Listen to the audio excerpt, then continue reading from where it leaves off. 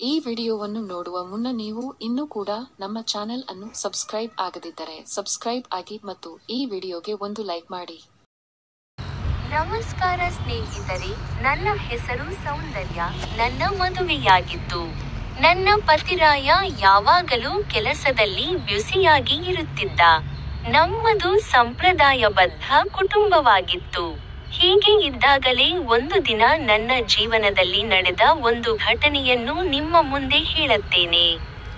ಈ ವಿಡಿಯೋವನ್ನು ಸಂಪೂರ್ಣವಾಗಿ ನೋಡಿ. ನಮ್ಮ ಮನೆಯು ಸಂಪ್ರದಾಯಬದ್ಧ ಕುಟುಂಬವಾಗಿದ್ದರೂ ಸಹಿತ ನಾನು ಮಾತ್ರ ಕಾಲೇಜು ದಿನಗಳಲ್ಲಿ ಓಡಾಡಿಕೊಂಡು ಇದ್ದೆ. ಹೀಗಾಗಿ ನಾನು ಯಾರ ಜೊತೆಗೆ ಮಾತನಾಡಿದರೂ ಸಹ ಅವರ ಜೊತೆಗೆ ಆ ಕೆಲಸ ಮಾಡಿದರೆ ಹೇಗೆ ಎಂದು ಯೋಚಿಸುತ್ತಿದೆ. ಆದರೆ ಏನೂ ಮಾಡುವುದು, ಇದನ್ನು ಯೋಚಿಸಲು ಅಷ್ಟೇ ಬಲು ಚೆಂದ. ಏಕೆಂದರೆ ಇದು ನೈಜ ಜೀವನ. ಅದು ಅಸಾಧ್ಯವಾಗಿತ್ತು. ಇನ್ನು ಮನೆಯಲ್ಲಿ ಕೆಲಸಕ್ಕೆ ಸಾಕಷ್ಟು ಆಳುಗಳು ಇದ್ದಿದ್ದರಿಂದ ನಮಗೆ ಹೊರಗಡೆ ಹೋಗಲು ಬಲು ಕಷ್ಟವಾಗಿತ್ತು. ಯಾಕೆಂದರೆ ಎಲ್ಲವೂ ಮನೆಯಲ್ಲಿದ್ದ ಕಾರಣಕ್ಕಾಗಿ ಹೊರಗಡೆ ಹೋಗುವ ಅವಶ್ಯಕತೆ ಇರಲಿಲ್ಲ. ಈ ಪರಿಸ್ಥಿತಿಯಲ್ಲಿ ಮನೆಯಲ್ಲಿ ನಮ್ಮ ನಂಬಿಗಸ್ಥ ಕಾರು ಡ್ರೈವರ್ ಒಬ್ಬ ಇದ್ದ. ಆತ ಬಹಳ ವರ್ಷ ನಮ್ಮಲ್ಲಿಯೇ ಇದ್ದರು. ಆತ ನೋಡಲು ಹಳ್ಳಿಯವನಾದರೂ ತುಂಬಾ ಶಿಸ್ತಿನಿಂದ ಇರುತ್ತಿದ್ದ. ಆತ ದೊಡ್ಡವನು ಆಗಿದ್ದರಿಂದ ಆತನ ಜೊತೆಗೆ ಆರಾಮವಾಗಿ ಮಾತನಾಡುತ್ತಿದ್ದೆ. ಆತ ಕೂಡ ನನ್ನ ಜೊತೆಗೆ ಸಾಮಾನ್ಯವಾಗಿ ಮಾತನಾಡುತ್ತಿದ್ದ. ನಾವು ಮಾತಾಡುವಾಗ ಯಾರಾದರೂ ಬಂದ್ರೆ ನಮ್ಮ ಮಾತು ನಿಂತು ಹೋಗುತ್ತಿತ್ತು. ಅವನ ಮೇಲೆ ನಮ್ಮ ಮನೆಯಲ್ಲಿ ನಂಬಿಕೆ ಜಾಸ್ತಿ ಇತ್ತು. ಮೊದಲೇ ಕಾಲೇಜು ದಿನಗಳಲ್ಲಿ ಹೊರಗಡೆ ಸುತ್ತಾಡುತ್ತಿದ್ದ ನನಗೆ ಇದೀಗ ಮನೆ ಅನ್ನೋದು ಒಂದು ಜೈಲಾಗಿದೆ. ನನಗೆ ಮದುವೆಯಾದ ನಂತರ ಅಂತೂ ನನ್ನ ಪತಿರಾಯ ಕೇವಲ ಹೆಸರಿಗಷ್ಟೇ ಮದುವೆಯಾಗಿದ್ದಾನೆ. ಆತ ಬರೀ ವಾರಕ್ಕೆ 1 ಇಲ್ಲವೇ 2 ಬಾರಿ ಕೆಲಸ ಮಾಡುತ್ತಿದ್ದ. ಆಮೇಲೆ ಬ್ಯುಸಿನೆಸ್ ಅಂತ ಹೋಗಿ ಬಿಡುತ್ತಿದ್ದ. ಪತಿರಾಯನಿಗೆ ಹಣವೇ ಮುಖ್ಯವಾಗಿತ್ತು. ಎಷ್ಟೇ ದಿನ ಕಳೆದರೂ ಸಹ ಪತಿರಾಯನಿಗೆ ಹಣಕ್ಕಿಂತ ಸುಖ ಸಂತೋಷ ಮುಖ್ಯ ಅನ್ನೋದು ಗಮನಕ್ಕೆ ಬರಲೇ ಇಲ್ಲ. ಡ್ರೈವರ್ ಅವರ ನಂಬಿಗಸ್ಥ ಕೆಲಸದವ ಆಗಿದ್ದನು. ಹೀಗಾಗಿ ಅವನು ನನಗೆ ಸಹಾಯ ಮಾಡಬಹುದು. ಅವನ ಜೊತೆಗೆ ಹೊರಗಡೆ ಹೋದರೂ ಸಹ ತೊಂದರೆ ಇಲ್ಲ ಎನ್ನುವುದು ನನಗೆ ತಿಳಿದಿತ್ತು. ಹೀಗಾಗಿ ನನ್ನ ಕಷ್ಟಕ್ಕೆ ಇವರೇ ಸಹಾಯ ಮಾಡುವ ಸರಿಯಾದ ವ್ಯಕ್ತಿ ಅಂತ ನಾನು ಅಂದುಕೊಂಡಿದ್ದೆ.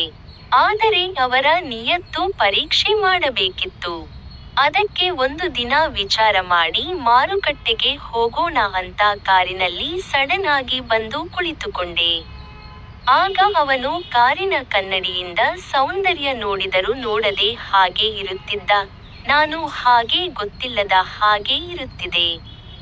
ಹೀಗೆ ಶಾಪಿಂಗ್, ಆಫೀಸ್, ಮಹಿಳಾ ಸಂಘ ಹೀಗೆ ಎಲ್ಲಿ ಬೇಕಾದಲ್ಲಿ ಕಾರಿನಲ್ಲಿ ಹೋಗುವಾಗ ಡ್ರೈವರ್ ಕನ್ನಡಿಯಿಂದ ನನ್ನ ನೋಡುತ್ತಿದ್ದ. ಒಂದು ದಿನ ಕಾರ್ ಲಾಕ್ ಆಗಿತ್ತು.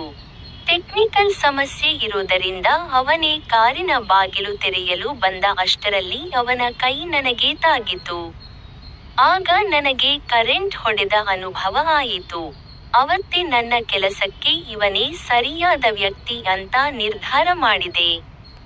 ಹೀಗೆ ಹೊರಗಡೆ ಹೋದಾಗ ಜೊತೆಗೆ ಮಾತುಕತೆ, ಊಟ, ತಿಂಡಿ ಮಾಡುತ್ತಿದೆ. ಅಲ್ಲದೆ ಕೆಲವು ಸಾರಿ ಕಾರ್ ನಿಲ್ಲಿಸಿ ಗಿಡದ ಹಿಂದೆ ನೀರು ಬಿಟ್ಟು ಬರುತ್ತಿದ್ದ.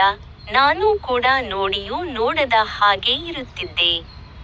ಹೀಗೆ ದಿನಗಳು ಕಳೆಯುತ್ತಾ ಒಂದು ದಿನ ನನ್ನ ಪತಿರಾಯ ಬೆಂಗಳೂರಿಗೆ ಹೋಗಿದ್ದ. ಅವತ್ತು ಸಂಜೆ ಕಾರು ತಗೊಂಡು ಡ್ರೈವರ್ ಜೊತೆಗೆ ಹೊರಗಡೆ ಹೋಗಿದ್ದೆ. ಆಗ ನಾನು ಕಾರನ್ನು ಊರ ಹೊರಗಡೆ ಹೊಡೆಯಲು ಹೇಳಿದೆ. ಅದಕ್ಕೆ ಡ್ರೈವರ್ ಏನೂ ಮಾತು ಆಡದೆ ಊರ ಹೊರಗಡೆ ಕಾರ್ ಹೊಡೆದ. ಆಗಲೂ ಕನ್ನಡಿಯಲ್ಲಿ ನನ್ನ ಆತ ನೋಡುತ್ತಿದ್ದ. ಹೀಗೆ ಕಾರ್ ಊರ ಹೊರಗಡೆ ಬಂದಾಗ ನಾನು ನಿದ್ರೆಗೆ ಜಾರೋ ಹಾಗೆ ಮಾಡಿದೆ. ಡ್ರೈವರ್ ಕಾರ್ ನಿಲ್ಲಿಸಿ ಹಿಂದೆ ಬಂದ. ಆಗ ಆ ಕೆಲಸ ಮಾಡಿದ್ದೆವು. ಆಮೇಲೆ ನಾನು ಅವನು ಸೇರಿಕೊಂಡು ನಮ್ಮ ಸಂಬಂಧಿಕರ ಮನೆಗೆ ಹೋದೆವು. ಅಲ್ಲಿ 2 ದಿನ ಉಳಿಯಬೇಕಾಯಿತು. ಮತ್ತೆ ಅಲ್ಲಿಂದ ಊರ ಕಡೆಗೆ ಬರುತ್ತಿದ್ದೆವು. ಆಗ ಹೋಟೆಲ್ನಲ್ಲಿ ಚೆನ್ನಾಗಿ ಕೆಲಸ ಮಾಡಿ ಮತ್ತೆ ಊಟ ಮುಗಿಸಿ ಅಲ್ಲಿಂದ ಮನೆಗೆ ಬಂದೆವು. ಹೀಗೆ ನಡೆದ ನಮ್ಮ ಕೆಲಸ ವರ್ಷಗಳು ಕಳೆದವು. ಆದರೆ ಕಳೆದ ವರ್ಷ ಆತ ತೀರಿ ಹೋದನು. ಅಲ್ಲಿಂದ ಇಲ್ಲಿಯವರೆಗೆ ಮತ್ತೆ ಮೊದಲಿನ ಪರಿಸ್ಥಿತಿ ನನಗೆ ಬಂದಿದೆ. ಸ್ನೇಹಿತರೆ, ನನ್ನ ಕಥೆ ನಿಮಗೆ ಇಷ್ಟ ಆಗಿದ್ರೆ ಈ ವಿಡಿಯೋ ಲೈಕ್ ಮಾಡಿ, ಶೇರ್ ಮಾಡಿ, ಚಾನಲ್ ಸಬ್ಸ್ಕ್ರೈಬ್ ಮಾಡಿ.